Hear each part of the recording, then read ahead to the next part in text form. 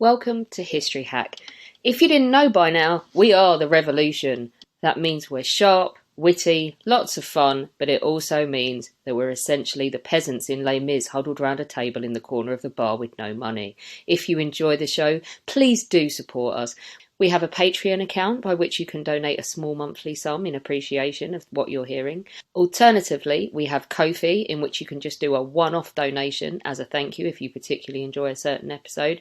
Either way, we massively appreciate all of your support. Hope you enjoy the show. Hello and welcome to today's History Hack. We're going off on a slightly different tangent for us today, aren't we, Charlie? We are indeed. So I'm well out of my comfort zone of all things 17th century today, and we're going to do a bit of modern history. So this is after you said that if you've got handbags older than the story, then it's not history. I have been very strict. I've said if I have handbags, gloves, or husbands older, then it's just not history.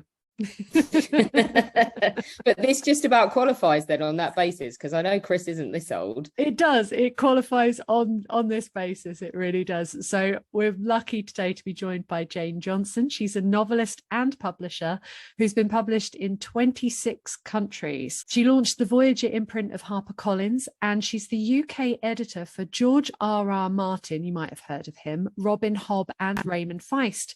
For many years, she worked as publisher on the works of J.R.R. Tolkien, and again, you might have heard of him as well. She even worked on Peter Jackson's adaptation of Lord of the Rings and wrote the tie-in books. I mean, that's quite a project. So we're thrilled to have her with us today to discuss The Black Crescent, her latest novel and something of a personal project. Hello, Jane.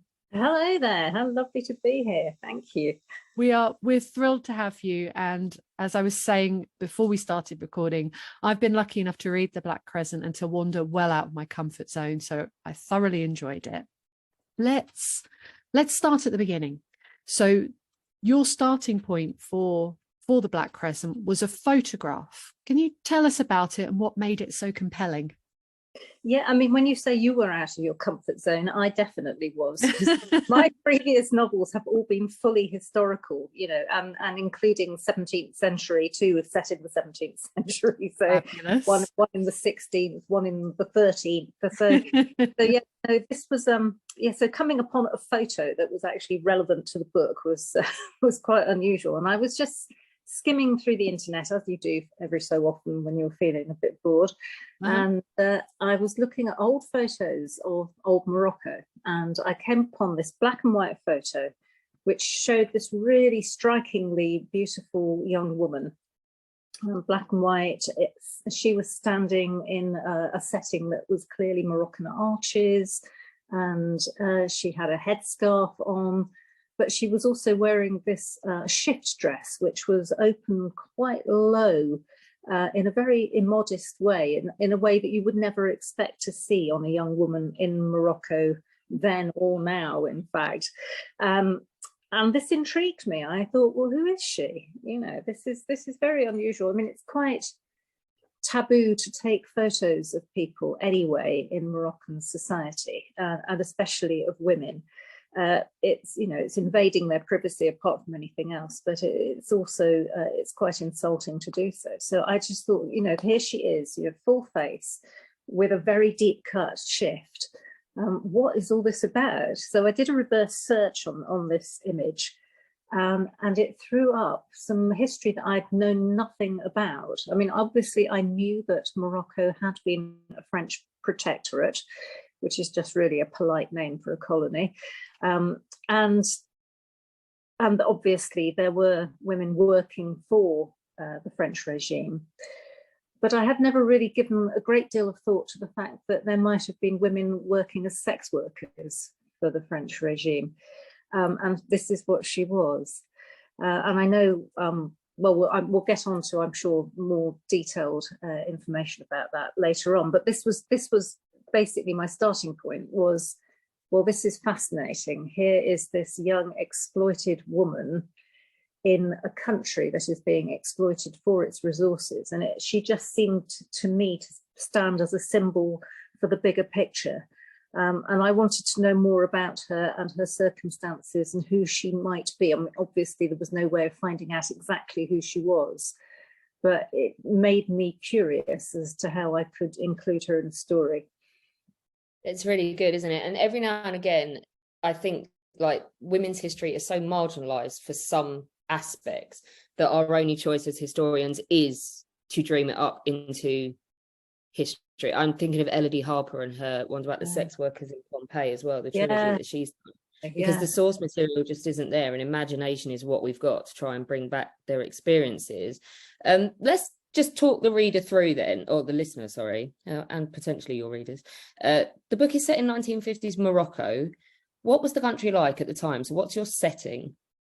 So the book starts actually with a chapter set back in the 30s, when my central character Hamou is just a boy. And so the first glimpse we see is of a very authentic Morocco, a rural Morocco in the foothills of the Anti-Atlas Mountains in a little village. And that village of Tizian is based on the village where I live on and off and have done for the last 18 years. It's called Tafraout. And so I wanted to show the readers what authentic Morocco looked like before I took them to Casablanca, because you get a feel for the people and the place in that first chapter, which is of a very rural society, where life has been pretty much unchanging for centuries. And then Hamou ends up in, as you say, in 1950s Casablanca, which is this extraordinary shining white city on the northern coast of Morocco, which has been created out of almost nothing. There was just a very small settlement there, and the French decided to make it their sort of show capital. They just created extraordinary wide boulevards reminiscent of Paris and all this fancy architecture like Marseille. And so you suddenly then find yourself, as Hamou does, displaced from authentic Morocco into this French creation on the coast, where you would never think you were in Morocco at all until you head out of the centre towards the poor areas where the Moroccans are living in shanty towns and apartment blocks, and you see what they've been reduced to from this bucolic life in the mountains. Gosh, my only sort of knowledge of Casablanca is from the film of the same name, and and sort of having it brought to life in the book is as this real sort of cosmopolitan. It kind of makes that sort of position of that place make more sense in the war as almost a place for European refugees to gather. Yes, absolutely. It was really interesting, though, that not a single shot from that movie was ever shot in Africa. It was all shot in the studios, I think in Burbank. So. It was indeed. So all you get is smoky interiors of gambling dens and all this romantic and exciting background. But there was certainly gambling dens and cafes and places like this in the Morocco that the French recreated.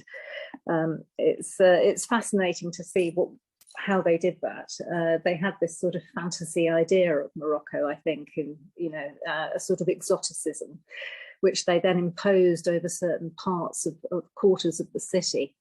But then, that you get authentic Morocco in the old Medina, which was the only existing part of the city that survived the rebuilding, which was a walled part of the city where people live in little cramped alleyways, and it's a hive of life with stalls and shops and mosques and houses, shuttered houses, and it's a complete labyrinth. You can still go in there and get happily lost, as you can in any of Morocco's old city Medinas, in Fez and Marrakesh, and extraordinary places to go and really sort of find the true Morocco, with all the smells of the cooking food and the spices and incense everywhere.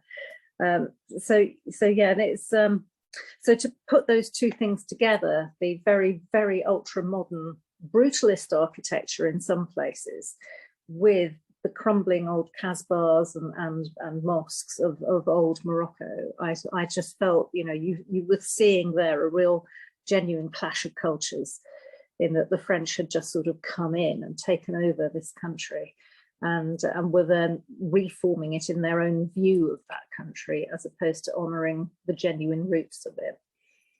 And you bring it to life so beautifully. But let's talk about whose eyes we kind of see all this through. Let's talk about Hamou, your main character.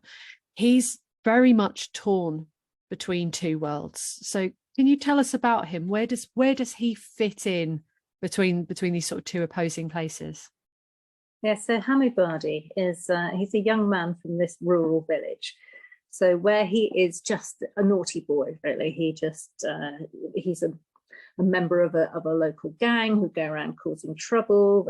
They break into orchards and vineyards and steal fruit. They let the donkeys go on market day so that there's chaos in the centre of the village. And I hope he's a really sort of engaging and charming young man. What happens to Hamou is that he is dragged out of this bucolic paradise by the fact that his father dies young and there is nobody to provide for the rest of his family.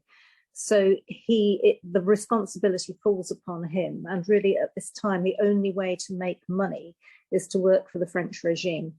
He has family in Casablanca. And so he is persuaded to go to Casa to enter the educational facilities there. He's a clever boy and he does well.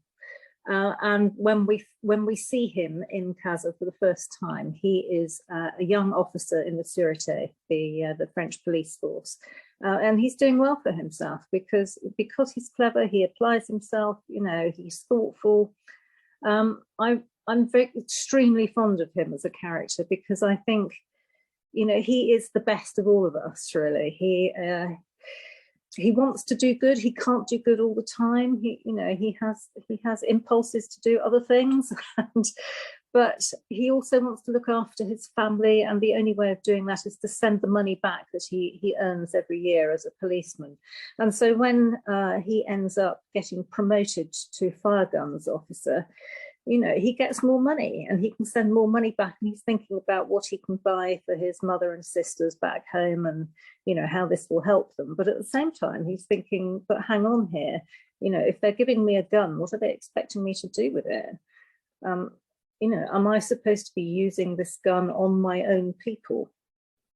And that's the central sort of moral dilemma that we find Hamou in. He is torn between his roots and his national loyalties to his own country, and being at the heart of the regime, he sees everything that's going on. To be fair, he sees the good things that France has brought, and infrastructure and education and clean drinking water and roads, and he sees all that. But at the same time, because he's a policeman, he sees the oppression and he sees the violence and he sees the injustices that are occurring as well. And he also, he sees a lot of secret hidden stuff that nobody should know about. So by the time we're halfway through the book, I hope we're as conflicted as he is as to, what he should be doing, how he should be behaving. Confused by the fact also that he's inconveniently fallen in love with his next door neighbour, who is a young Arab woman called Zina, and his mother has been constantly sending him letters from the village. Not that she writes them herself because she's illiterate, but she goes to the public letter writer and gets him to write letters to her son to say, do not get involved with Arab women. Because she has plans for Hamou herself. She's trying to matchmake for him back home. So poor Hamou is torn in all directions, and I hope we're all standing there with him going, oh my God, what would I do? I think we are, but we do. So this leads us nicely on to talking about those conflictions, because it's not only him, obviously, that's conflicted. The book follows a few different organisations that are opposed to the French regime. The first one you describe is the Istiklal. So that's an independence party whose inception is very different to how they end up. So can you tell us about them and how and why their approach hardened? Yeah, no, the Istiklal was a grassroots political organisation that sprang up in the 30s in response to the oppression of the French regime.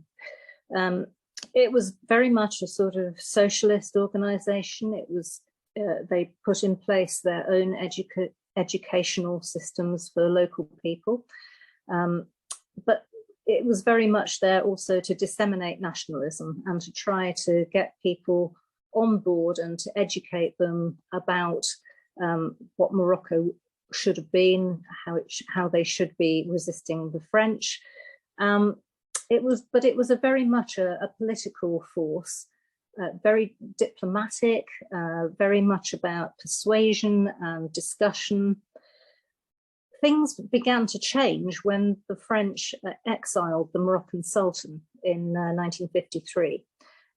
Rather provocatively, right on the eve of Eid, they just packed him and his household very unceremoniously off to first Corsica and then to Madagascar, of all places.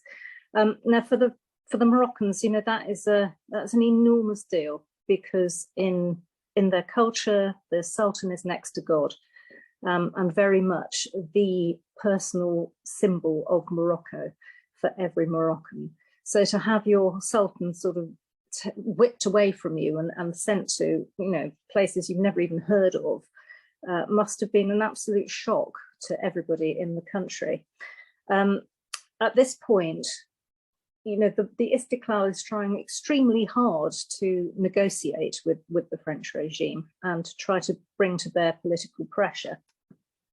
And they continue to do that, you know, through the 40s and into the 50s.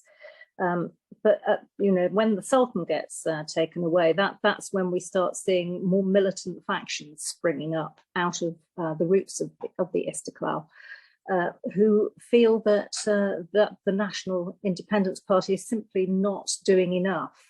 And that all the talking is not getting anywhere. You know, obviously it isn't, because there's the Sultan been shipped off to Madagascar. You know? So you're getting a lot more militant forces, splinter groups breaking apart, lots of different ones that go through their own revolutions. And for the Istiklal, this is a huge problem, because they feel that if things get out of hand and if they get too violent, then they're just going to descend into complete chaos and war, and they won't get anywhere. And so we find that the Istiklal are actually starting to kill off the more extreme elements of these militant splinter groups. And it is chaos. And, you know, sometimes you don't know who's killed who. You know, bodies are found in back streets, and, you know, you don't know whether it's the French regime just bumping people off, because that certainly happened, or whether it is actually the Nationalist Party trying to cleanse itself of its more violent elements.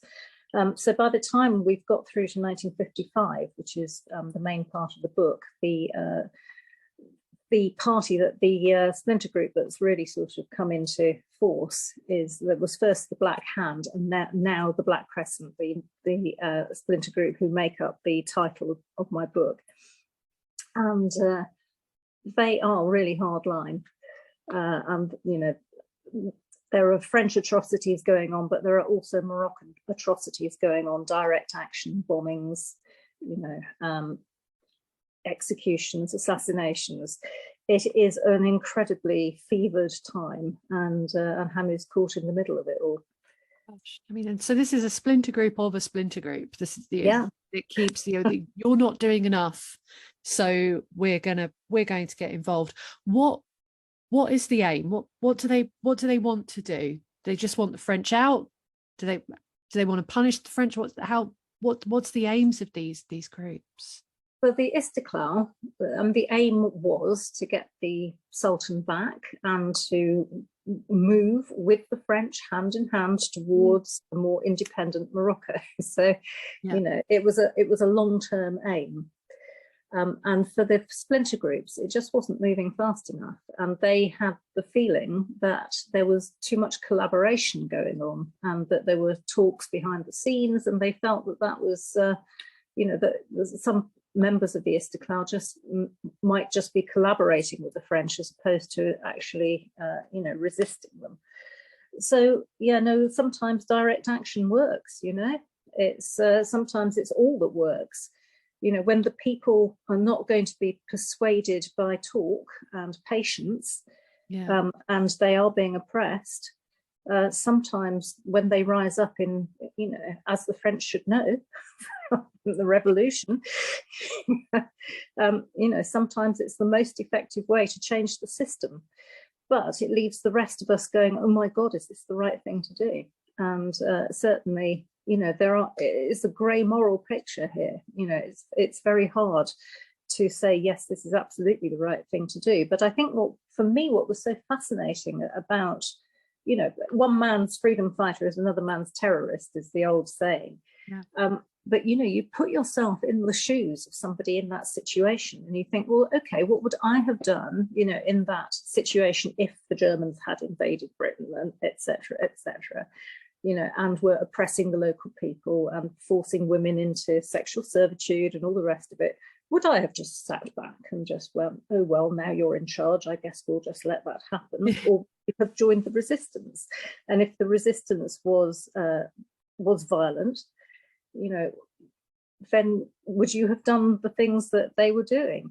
You know, it's very interesting that we laud the French resistance against the Germans, and there is something made of that in the book. But you know, as soon as the tide is turned against them, then you know they don't much like that liberté, égalité, fraternité thing. Yeah, it only works one way, doesn't it? Your book really takes the reader to Morocco, and I know that one of Charlie's favourite things to read about was the New Busbeer. So tell us about this area. Why is it created, and who is it created for? Yeah, well, this is going back to that photo of the young woman in the Moroccan surroundings. My husband worked with me on this book and on the research. He's Moroccan. We've been married for 18 years now. A lot of this is secret history that nobody talks about. You won't find much written down about it either, because obviously prostitution is a very shameful thing in a Muslim country. Even though, you know, a lot of these women were forced into sex work. What the French did in creating the new Busbeer, because there was an old Busbeer in the Medina, and it was absolutely the seedbed of revolution. So they decided they would make themselves a new Busbeer, which was this fantasy Morocco. It was a walled area with beautiful receding arches everywhere, and colour, carpets, food, music. It was like a Disneyland, a Morocco Disneyland, specifically for the French regime, for the people who worked for them from all different nations, for their military. And it was like a sort of holiday park based on a fantasy Morocco, where they could go and eat and enjoy themselves wandering around, but mainly just go to find women to screw. They brought in women from all over the African continent so that every taste was catered for. It's just incredible, and you really get such a sense of the seedy nature of this sort of pleasure village that they've built themselves in your writing.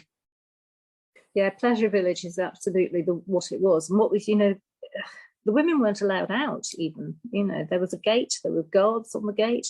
Gosh. You know, that was it, that was their life. So there they were.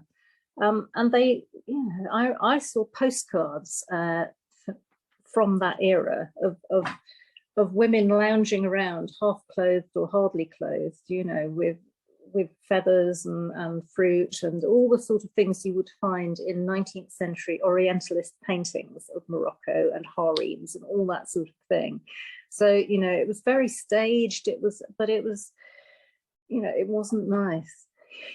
But it was, these women were prisoners. Yeah.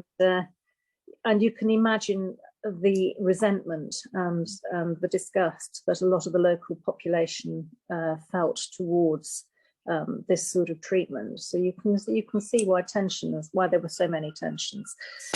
And in fact, the Busbeer the Istiklal managed to close down this brothel in the end, and well done. And because it really was, you know, come and sample the local totally. women. There were no French sex workers in there. It was that's what it was for. I mean, it was exploitation. So, I mean, I'm sure there were French sex workers around the city as well, but I don't think they got shut up in the Busbeer. And you didn't send a postcard back. I mean, just imagining the mentality of, this is where I've been on my holiday. Yes. This was lovely. Lovely women that I've been with. Let's see how beautiful and compliant they are. But in fact, you know, what was so fascinating for me was there were so many women who were at the grassroots of the resistance. They were another bit of absolutely hidden history was that the women worked for the resistance. You know, they smuggled weapons and arms around the city because they were less likely to be searched. You know, they would put weapons, you know, under their babies in their prams, and you know, they would hide them in their robes, and extraordinary things like this. I read this extraordinary book called Voices of the Resistance.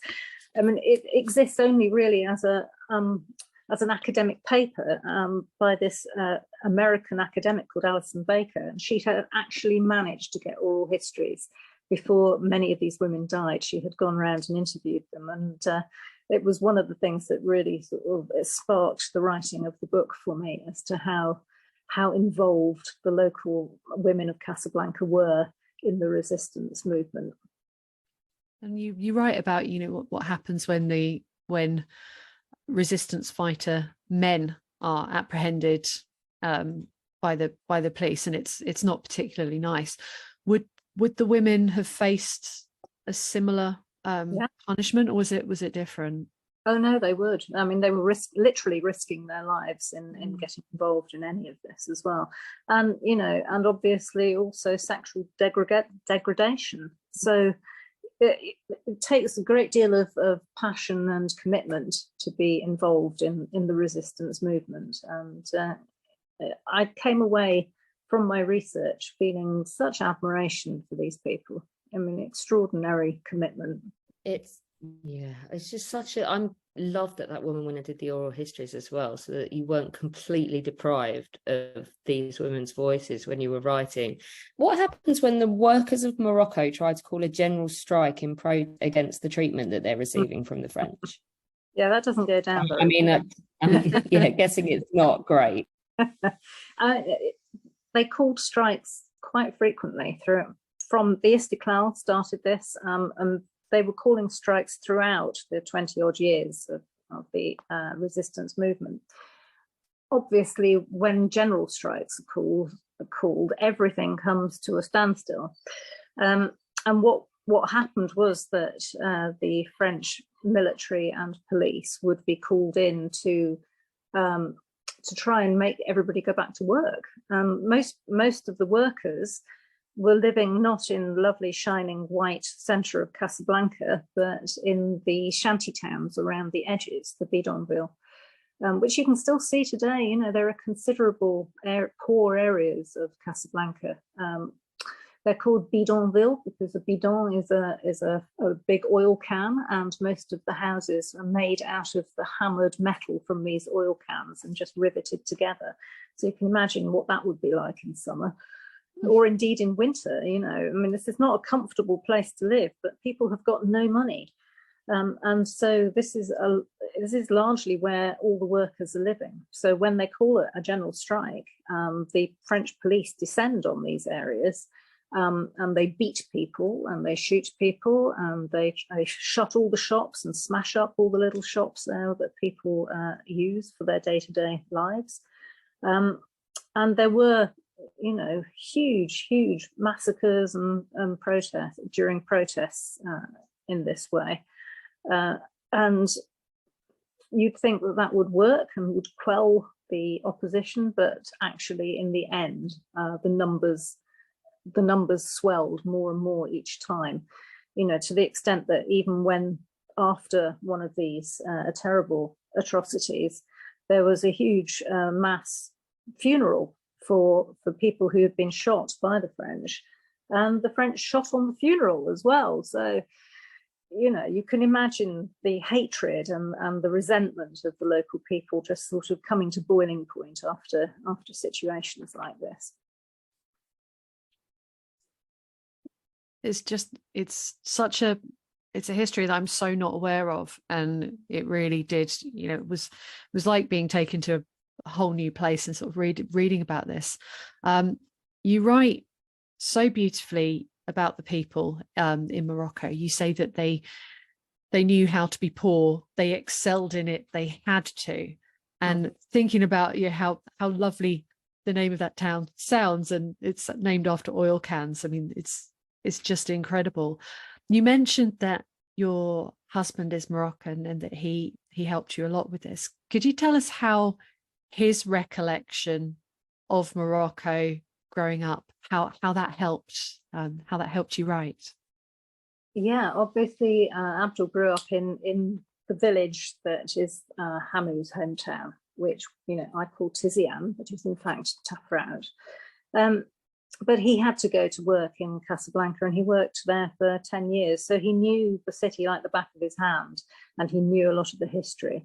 And it's a good job because, you know, I was having to write about a city that I'd only really visited for a few times, and largely in quite stressful circumstances, because to get married in Morocco as a foreign person requires incredible numbers of obstacles. Most of them involved having to go from Tafraout, which is down in the southwest of the country, 700 kilometers north and west to Casablanca and Rabat, which is where all the administration goes on. So I'd only really ever sort of spent time in Casa, sort of in a very stressed situation, waiting to see if he got a visa, waiting eventually for my shipping container with all my life in it to arrive from London, where I'd quit and just sent everything to Morocco because Abdul wasn't able to get a visa. And so the only way we could get married and have a life was for me to actually just go over there and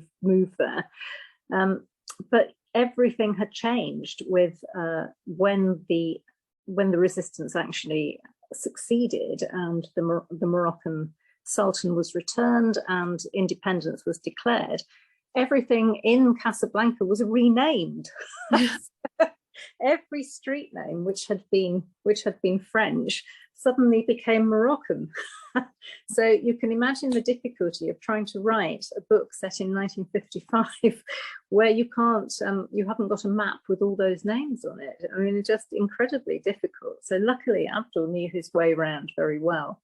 And eventually, after a lot of searching, I managed to get hold of what was basically an A to Z of Casablanca from 1955. So it came from Texas. I mean, it cost an arm and a leg. But you know, so we had printouts from Google spread all over the table, and we had this map, and we had a modern map of Casa as well, and we were trying to piece everything together. There's no way I could have written this book without Abdul's help. You know, he knows the city intimately, and you know, has talked to people who were involved in the nationalist uprising, and you know, and I've seen for myself, I've seen levels of poverty in that country that, you know, you just wouldn't believe. Even in our village, you know, where people have nothing, they just have nothing. But this is such a resilient people, and they would give you their last piece of food or the last thing they owned. You know, I wear 2 silver bracelets from an old lady who we visited one day. And she made us tea, and she looked at my bare wrists and said, "Oh, you've got no jewelry." To have no jewelry in Morocco means that you are an incredibly poor person. And you know, every woman wears their portable wealth on themselves. They all wear their silver bracelets. And she just took 2 of her beautifully buttery silver, worn down to almost nothing bracelets off her wrist and gave them to me. And you cannot refuse a gift like that. It would be very insulting to do so. And I wear them every day. I mean, they're amongst my collection on there at the moment. But you cannot go into somebody's house and admire anything. They'll give it to you. It's an absolute minefield, and I've experienced this with the Bedouin. It's like you're about to be given something. Khalas, shut up and take it, and don't cause a scene. Oh my goodness! So was he able to? Because, like I say, how you really do bring this sort of world to life. Was he able to walk you around and say, this is where this was, this is where this happened? Yeah, when we had to, I mean, this was written during COVID, so yeah. So we were doing a lot of Google Earth stuff, but also it's fascinating.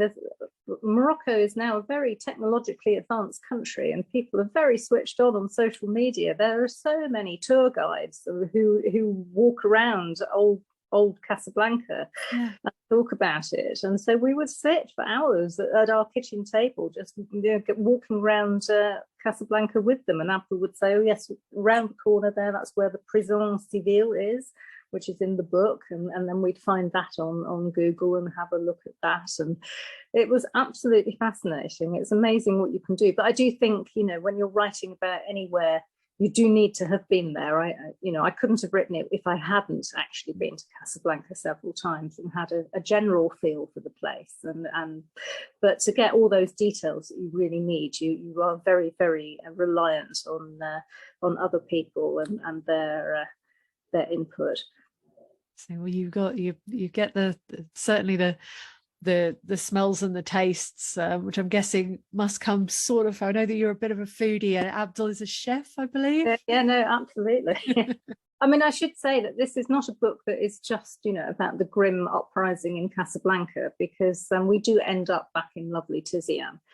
And that is very much based on my 18 years of experience of what rural Moroccan life is like, which is very, very different from city life, just as it is here.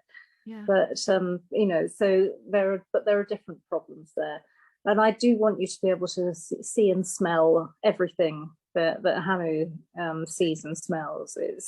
It's a country that's just so vibrant and so full of colour and so full of wonderful food.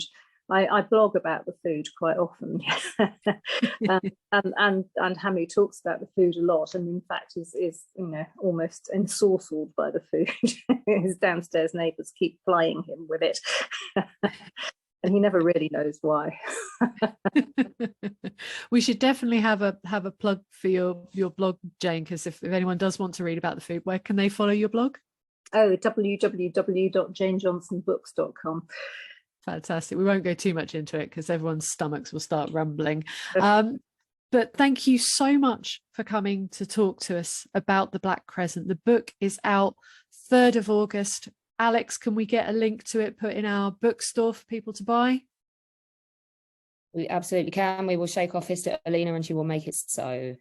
Fantastic. This means that you can, if you buy the book from our bookstore, you're not giving any money to Jeff Bezos. Jane gets some money, we get some money, everybody is happy. Thank you so much, Jane. It's been a real pleasure to talk to you. Thank you. It was great. Our incredible guests give us 45 minutes of their time to join us and talk about their work or their new book. This is just a small taster. As a result, we have launched our very own bookshop on bookshop.org, where you can find our guests' latest books, you can support them, and you can support us on History Hack. 10% of every sale via our bookshop supports the podcast and allows us to keep going and bring you more top-of-the-line guests. You can find our bookshop at bookshop.org/shop/History Hack, or search for us in the shop section. Thank you so much for your continued support. We really appreciate our listeners and supporters. So make sure you get down to the bookshop and grab yourselves a new book.